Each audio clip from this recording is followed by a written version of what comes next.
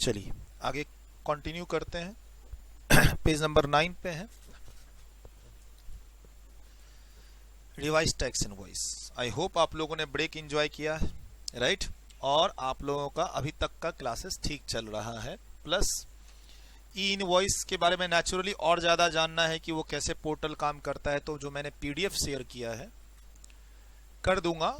अगर मान लीजिए आप बोलते हैं कि नहीं सर हमारे ग्रुप में पीडीएफ तो कोई सा शेयर नहीं हुआ, तो आप एक बार टीम को रिमाइंड दे दीजिएगा, टीम को इस नंबर पे रिमाइंडर दे दीजिएगा कि सर ने टैक्स इनवॉइस चैप्टर में कुछ पीडीएफ का डिस्कशन किया था ई इनवॉइस से रिलेटेड, वो शेयर करवा दीजिए व्हाट्सएप ग्रुप में as well as Telegram channel पे। ऐसा खाली बस इतना रिमाइंडर दे दीजिएगा टीम को। चलिए रिवाइज टैक्स इनवॉइस। तो रिवाइज टैक्स इनवॉइस के बैकग्राउंड के लिए मैंने आपको बोला था कि मैं थोड़ा सा आपको जब सेक्शन 31 पढ़ा रहा था, सेक्शन 31 सब सेक्शन 3 जब पढ़ा रहा था, तो वहां रिवाइज टैक्स इनवॉइस का बैकग्राउंड था और मैंने बोला था इसको मैं रजिस्ट्रेशन चैप्टर से लिंक करके दूंगा। सर 1 नवंबर 2019, बेटर है 2020 का एग्जाम्पल लेते हैं।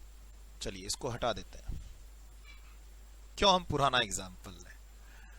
सर 1 जून 2020 को एग्रीगेट टर्नओवर एक्सीड्स 20 lakhs। जब आपका एग्रीगेट टर्नओवर, ओहो सर 1 जून 2020 नया फाइनेंशियल ईयर, चलो 2021 फाइनेंशियल ईयर 2021, नया फाइनेंशियल ईयर 2021 में 1 जून 2020 को आपका एग्रीगेट टर्नओवर 20 लाख से एक्सीड कर रहा है। मीन्स सेक्शन 22 सब सेक्शन 1, मान लो आप सर्विस प्रोवाइडर हैं जिसकी लिमिट 20 लाख है और आपका एग्रीगेट टर्नओवर 20 लाख से क्रॉस कर रहा है, तो you are liable for registration. You are liable for registration. ध्यान से सुनिएगा क्योंकि अब इस कॉन्सेप्ट का आगे आईटीसी चैप्टर में भी यूज है, रिटर्न चैप्टर में भी यूज है। पहले भी बता रखा है मैंने, लेकिन आज थोड़ा अच्छे से बता देता हूं, ठीक है? 1 जून 2020 को आपका एग्रीगेट टर्नओवर क्रॉस कर गया 20 लाख से ज्यादा, now you are liable for registration. अब हम लोग सेक्शन 25 में जाते हैं रजिस्ट्रेशन चैप्टर के, तो वहां बोलता है make your application with in 30 days, right? Section 25 क्या बोलता है? Make your application with in 30 days. 1 जून को लायबल हुए, 20 जून 2020 को एप्लीकेशन सबमिटेड फॉर रजिस्ट्रेशन।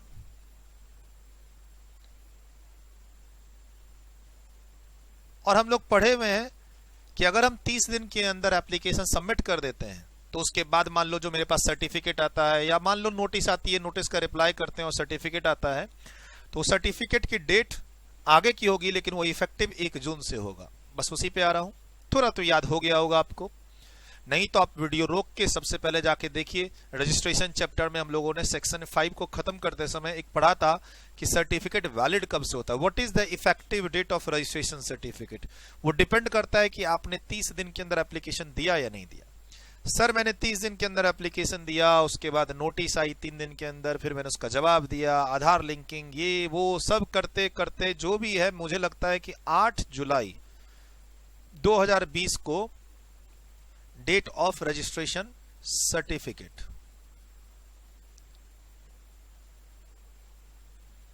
यानी इस दिन मुझे रजिस्ट्रेशन सर्टिफिकेट इशूड हो गया। लेकिन बात मानिए सर ये रजिस्ट्रेशन सर्टिफिकेट इफेक्टिव कब से होगा? यहां से। हाउएवर ऐसे ही कंपोजिशन स्कीम में भी है, कि अगर आप लाइबल हैं, रजिस्ट्रेशन के लिए अप्लाई किए हैं और वहां कंपोजिशन स्कीम ऑप्ट किए हैं, तो सर्टिफिकेट मिलेगा 8 जुलाई को, लेकिन स्कीम इफेक्टिव होगी जब से रजिस्ट्रेशन सर्टिफिकेट इफेक्टिव हुआ है। हम लोगों ने इस पॉइंट को वर्बली कंपोजिशन स्कीम में भी डिस्कस किया है। लिंक्ड रजिस्ट्रेशन चैप्टर्स है, आज रीयूज हो रहा है। However it is effective from 1 जून 2020।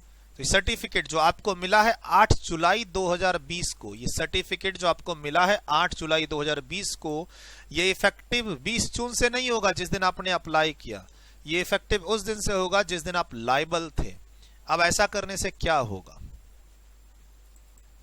ये जो टाइम लैग है यहां से यहां तक का बीच, ये जो टाइम लैग है, ये जो हिस्सा है कौन सा, 1 जून 2020 से लेकर डेट ऑफ सर्टिफिकेट क्या 8 जुलाई। सर प्लीज एप्लीकेशन की डेट से कंफ्यूज नहीं होना है, 8 जुलाई 2020। इसके बीच में जितनी भी इनवॉइसेस इशूड हैं, invoices issued to customer, sir मैंने अपना बिजनेस थोड़ी ना बंद कर दिया होगा। मान लो स्टूडेंट्स का एडमिशन लेते लेते मेरी टीम ने मुझे इन्फॉर्म किया, मेरे स्टूडेंट्स का एडमिशन लेते लेते टीम ने मुझे इन्फॉर्म किया कि सर हम लोग 20 लाख क्रॉस कर गए हैं। मैंने बोला ठीक है, अभी क्या जल्दी है, पैसा लेना चालू करो आगे भी बच्चों से, कंटिन्यू रखो एडमिशन, रुकना नहीं है, 30 दिन के अंदर एप्लीकेशन देना दे देंगे। और बच्चा कौन सा देख रहा है जीएसटी है या नहीं है, बच्चे को तो 8,000 7,000 5,000, सर इसकी एडमिशन लेनी है क्या फीस है 6,000, सर 5500 में दे दो, ठीक है दो 5500 में दो। ऐसे ही तो होता है, आपको क्या फर्क पड़ता है कि उस इनवॉइस पर जीएसटी है या नहीं है। ठीक, आदत बच्चों की वही लगी हुई थी हमारे यहाँ बात करने की, बच्चों ने बात किया, टीम ने रुपया बोला, उन्होंने बैंक अकाउंट ट्रांसफर कर दिया, क्लास चल पड़ी। सर लेकिन ये तो हो गया कि मैं बिजनेसमैन हूं और आप कंज्यूमर है और आपको आईटीसी नहीं चाहिए। चलो ये बिजनेस तो हो गया कि डायरेक्ट सप्लायर और कंज्यूमर के बीच का है, लेकिन मान लो बिजनेस टू बिजनेस ट्रांजैक्शन हो इस बीच में, तो सर मैं टर्नओवर 20 लाख से यहां क्रॉस कर चुका हूं, इसके बाद की जितनी सेल्स होगी, इसके बाद की जितनी सेल्स होगी लायबल फॉर क्या होगी, लायबल फॉर क्या होगी जीएसटी। वो अलग बात है कि मेरे पास जीएसटी सर्टिफिकेट 8 जुलाई को आया, तब मुझे अपना जीएसटीआईएन नंबर पता चला, लेकिन वो सर्टिफिकेट इफेक्टिव कब से, 1 जून से।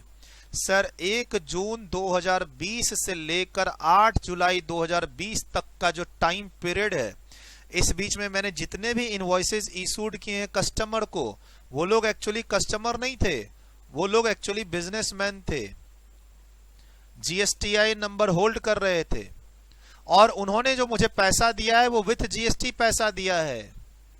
अब मैं इनके इस इनवॉइस को क्या करूंगा, रिवाइज्ड टैक्स इनवॉइस इशू करूंगा। सर उनसे वो इनवॉइस वापस लूंगा कि सर वो इनवॉइस आप ना अब छोड़ दीजिए, जो इस टाइम पीरियड के बीच में हमारे पास जीएसटीआई नंबर नहीं था, लेकिन हमने आपसे ₹1,00,000 प्लस जीएसटी लिया, ₹2,00,000 प्लस जीएसटी लिया, क्या वादा किया, हम इस बीच में अपने ट्रांजैक्शन को नहीं रोके। हमारे पास जो जो कस्टमर आए उनको हमने बोला कि देखो इसका दाम 50,000 है प्लस जीएसटी भी लगेगा, हम बिल 15 दिन में दे देंगे, अभी हमारे पास जीएसटी नंबर नहीं है। सर ये एक ये बिजनेस में कस्टम है, सिस्टम है, चलता ही है, नोबडी कैन स्टॉप यू। 1 जून 2020 को जब आपका 20 लाख टर्नओवर क्रॉस कर गया, उसके बाद की हर सेल पे जीएसटी लगेगा। अब मैं घर से तो टैक्स नहीं पे करूंगा, मैंने सामने वाले को बोल दिया है कि तुम अभी माल ले जाओ, पैसा रुपया प्लस जीएसटी सब दे दो, बाद में आना, बाद में हम तुमको क्या करेंगे, इनवॉइस रिवाइज कर देंगे। तो now revised invoice can be issued within 1 month, within 1 month. लेकिन ये 1 मंथ कहां से लेंगे, 8 जुलाई 2020 from the date of registration certificate. इस पूरे कैलकुलेशन में सर ये डेट कोई रेलेवेंस नहीं रखती है, एक्सेप्ट कि application is made with in, application is made with in 30 days. Revise tax invoice का कॉन्सेप्ट डिस्कस कर रहे हैं पेज नंबर 9.9 पे, सेक्शन 31 के अंदर। सर ये आगे रजिस्ट्रेशन आगे आईटीसी चैप्टर में यूजफुल है, आगे रिटर्न चैप्टर में यूजफुल है। ऐसा ही कॉन्सेप्ट हम लोग कंपोजिशन स्कीम में देखे, ऐसा ही कॉन्सेप्ट हम लोग पीछे रजिस्ट्रेशन चैप्टर में देखे। लेकिन आज पर्पस क्या है, आज पर्पस है कि 1 जून 2020 से लेकर 8 जुलाई तक के बीच के जितने भी सेल्स हैं, हम उसकी टैक्स की इनवॉइस, हम उसकी इनवॉइस को रिवाइज कर सकते हैं 1 मंथ के अंदर। 1 मंथ कहां से लेंगे, जिस दिन सर्टिफिकेट मिला। ओवरऑल ऐसा करने से फायदा क्या होगा, ऐसा करने से फायदा क्या होगा, जो बायर है, जो रेसिपिएंट है, रेसिपिएंट जो है वो will be able to claim ITC. Sir इसकी रिपोर्टिंग करनी पड़ती है। जीएसटी रिटर्न चैप्टर में फर्स्ट रिटर्न का एक सेक्शन है, फर्स्ट रिटर्न। एक होता है फाइनल रिटर्न, वो होता है रजिस्ट्रेशन कैंसिल करते समय, और एक होता है पहला रिटर्न। इस पहले रिटर्न में जीएसटी रिटर्न चैप्टर में एक कॉन्सेप्ट है आगे फर्स्ट रिटर्न बोल के, हम वहां पे इसको कॉन्सेप्ट को पढ़ेंगे। आईटीसी चैप्टर में इस डेट का यूज होगा सेक्शन 18 में। सेक्शन 18 आईटीसी चैप्टर में जब जाएंगे तो हम इस डेट पर देखेंगे कि हमारा opening stock, input, input content in semi finish goods, input content in आपका finish goods, ready for sale में क्या क्या इनपुट था, सब पे हमको आईटीसी लेने मिलना शुरू हो जाएगा 1 जून के हिसाब से, न कि 8 जुलाई के हिसाब से। सर 1 जून को मेरा टर्नओवर क्रॉस किया, मैं लायबल था with in the law, with in the 4 corner of law. 30 days के अंदर मैंने एप्लीकेशन दे दी, थोड़ा बहुत नोटिस का जवाब देते देते प्रैक्टिकली सर्टिफिकेट मुझे 8 जुलाई को मिल चुका, तो मुझे सारे बेनिफिट्स 1 जून से मिलने चाहिए। यस, मिलेंगे। आईटीसी मुझे 1 जून के अकॉर्डिंग मिलेगा। इसके बाद की सभी परचेज 1 जून से लेकर 8 जुलाई तक हमने जितनी भी परचेज की है सब पे आईटीसी मिलेगा। हमने जितनी भी सेल की है सभी इनवॉइस को मैं रिवाइज करके सामने वाले को आईटीसी दूंगा। सर कहीं कोई नुकसान नहीं है, खाली एक बात याद रखना, आपको एप्लीकेशन 30 दिन के अंदर देनी है। सर अगर एप्लीकेशन 30 दिन के अंदर नहीं दिए तो क्या पढ़ते हैं रजिस्ट्रेशन चैप्टर में? अगर हमने एप्लीकेशन नहीं दी 30 दिन के अंदर तो रजिस्ट्रेशन चैप्टर में क्या पढ़ते हैं? जब से सर्टिफिकेट मिला है तब से इफेक्टिव होगा, लेकिन फ्यूचर प्रोस्पेक्टिव इफेक्टिव होगा। मतलब यानी अगर हमने 30 दिन के अंदर एप्लीकेशन नहीं दिया होता और मान लो हमें सर्टिफिकेट मिलता 10 अक्टूबर को, तो रजिस्ट्रेशन सर्टिफिकेट 10 अक्टूबर और उसके बाद के लिए इफेक्टिव होता, पीछे के इनवॉइस को मुझे रिवाइज करने का मौका ही नहीं मिलता। और गवर्नमेंट मुझसे जीएसटी भी लेती। सर मैं शायद कस्टमर से भी जीएसटी लेता फिर, या हो सकता है मुझे कस्टमर और मेरा झगड़ा हो जाए। एक बात तो ध्यान रखिएगा, रजिस्ट्रेशन जब भी लो 1 जून और उसके बाद के सभी सेल पर आपको जीएसटी तो पे करना पड़ेगा। सवाल उठता है कि उसका आईटीसी सामने वाले को मिलेगा या नहीं। तो पहला क्वेश्चन है कि क्या तुमने 30 दिन के अंदर एप्लीकेशन लगा दी थी या नहीं लगा दी थी। ये इसका डिटेल्ड डिस्कशन है।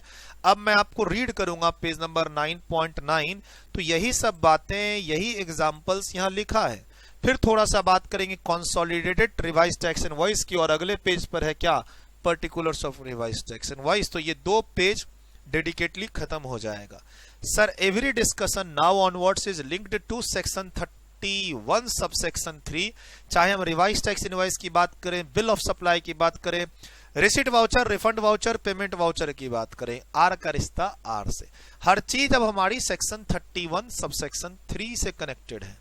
हमने अभी थोड़ी देर पहले टैक्स इनवॉइस, उसका पर्टिकुलर्स, क्विक रिस्पॉन्स कोड, ई इनवॉइस, ये सब जितनी भी बात की थी वो सेक्शन 31 गुड्स का, 31.1 और 31.2 सर्विसेज का, उससे कनेक्टेड थे। अब जितनी भी बातें हो रही हैं वो 31.3 के अंदर जो पॉइंट्स थे उनसे कनेक्टेड है। तो आई होप कि मैंने आपको यहां पर अच्छे से डील कर दिया है।